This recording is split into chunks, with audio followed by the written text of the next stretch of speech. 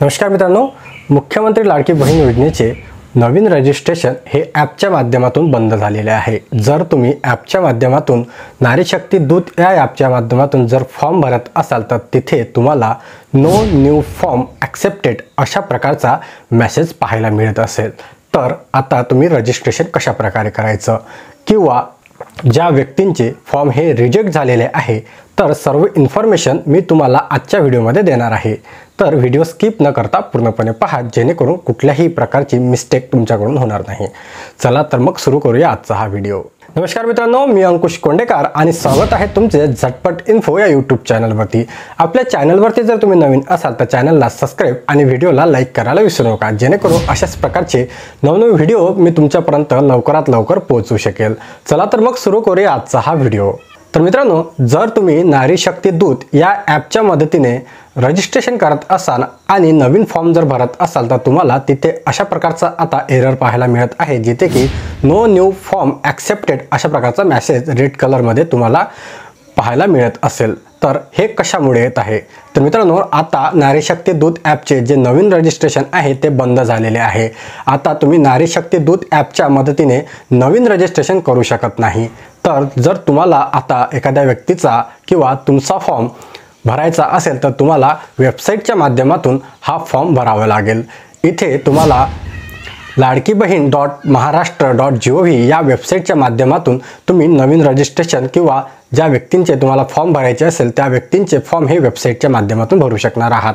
यावर आपण dedicated video अगोदरच बनवलेला आहे की कशा प्रकारे तुम्ही वेबसाईटच्या माध्यमातून संपूर्ण फॉर्म भरायचा आणि तो सबमिट कशा प्रकारे करायचा। जर व्हिडिओ बघितला नसेल तर व्हिडिओच्या डिस्क्रिप्शनमध्ये तसेच आय बटनमध्ये तुम्हाला त्याची लिंक मिळून जाणार, त्यावर क्लिक करून तुम्ही हा व्हिडिओ पाहू शकता आणि तुमचा फॉर्म भरू शकता।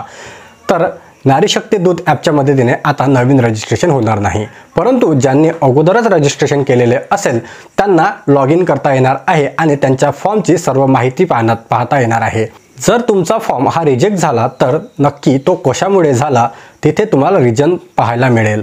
जर तिथे रिझन हे व्हॅलिड असेल आणि तुम्हाला जर एखादा डॉक्युमेंट मिसिंग असेल, तुमच्या फॉर्ममध्ये जर काही चुकी असेल आणि जर तुम्हाला तिथे एडिटचं ऑप्शन दिसत असेल आणि एडिटचं ऑप्शन तुमच्याकरता अवेलेबल असेल तर तुम्ही तो फॉर्म तिथे एडिट करू शकता आणि तुमचा फॉर्म परत भरून व्यवस्थितरित्या सबमिट करू शकता। परंतु बरेच जण असे आहे की त्यांना एडिटचं ऑप्शनच नाही, तर त्यांनी काय करावे तर त्यांनी आता थोडा वेळ थांबून जायचं आहे। जोपर्यंत तिथे एडिटचं ऑप्शन किंवा नवीन काही अपडेट येत नाही तोपर्यंत तुम्ही या फॉर्ममध्ये काहीही करू शकत नाही। तर अशा प्रकारची जेव्हा काही अपडेट येईल आपल्या चॅनलवरती लगेच कळवण्यात येईल। त्याकरता आपल्या चॅनलला सबस्क्राईब करा जेणेकरून लवकरात लवकर तुमच्यापर्यंत व्हिडिओ पोहोचेल।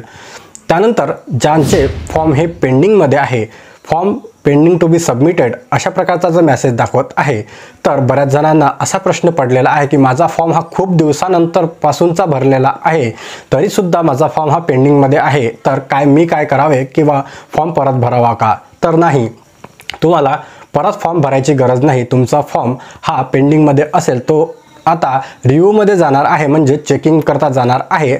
जर गेलेला नसेल तो काही दिवसात रिव्ह्यू करता जाणारच आहे, तर तुम्हाला काहीही करायची गरज नाही।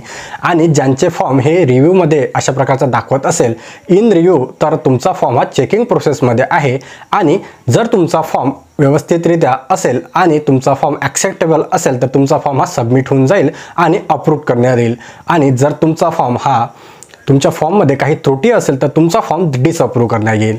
असा प्रकारचा तिसंच तुम्हाला स्टेटसमध्ये पाहायला मिळेल।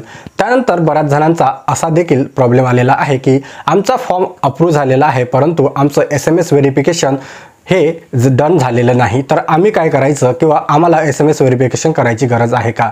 तर त्यांनासुद्धा आता ज्यांचा फॉर्म हा अप्रूव्ह झालेला आहे त्यांना काहीही करायची गरज नाही। तुम्हाला या योजनेचे पैसे आता येण्यास सुरुवात होऊन जाईल आणि तुम्ही SMS व्हेरिफिकेशन जरी कंप्लीट केलेलं नसेल तरीसुद्धा तुमचा फॉर्म हा अप्रूव्ह झालेला आहे, तर तुम्हाला इथे काहीही करायची गरज नाही। आणि जर त्यांचा एखाद्या व्यक्तीचा फॉर्म हा डिसअप्रूव्ह झालेला असेल तर तिथे तुम्हाला व्ह्यू रिझनवर क्लिक करायचं आहे आणि तिथे तुम्हाला कशामुळे तुमचा फॉर्म हा रिजेक्ट झालेला आहे किंवा कोणत्या कारणामुळे तुमचा फॉर्म हा डिसअप्रूव्ह झालेलं आहे ते तिथे माहिती पडेल आणि त्यावर क्लिक करून नेमकं ते कारण बघायचं आहे आणि तिथे तुम्हाला चेंजेस करायचं आहे। जेव्हा चेंजेस जर तुम्हाला अवेलेबल असेल, एडिटचं ऑप्शन अवेलेबल असेल तर एडिट करून घ्या आणि नसेल तर तुम्हाला थांबून जायचं आहे जोपर्यंत नवीन अपडेट येत नाही। तर अशा प्रकारे तुम्ही तुमच्या फॉर्मचं स्टेटस सुद्धा पाहू शकता आणि जर तुम्हाला नवीन फॉर्म भरायचे असेल तर ते तुम्हाला वेबसाईटच्या माध्यमातून भरायचे आहे आणि जे फॉर्म अगोदर ॲपच्या मदतीने भरलेले आहे ते तुम्हाला ॲपमध्येच लॉग इन करून चेक करायचे आहे। तर मित्रांनो, अशा प्रकारचा आजचा हा व्हिडिओ होता। व्हिडिओ अत्यंत महत्त्वपूर्ण आहे। व्हिडिओ जास्तीत जास्त शेअर करा आणि आपल्या चॅनलवरती नवीन असाल तर व्हिडिओला लाईक आणि चॅनलला सबस्क्राईब करायला विसरू नका। चला भेटूया अशाच माहितीपूर्ण नवीन व्हिडिओमध्ये।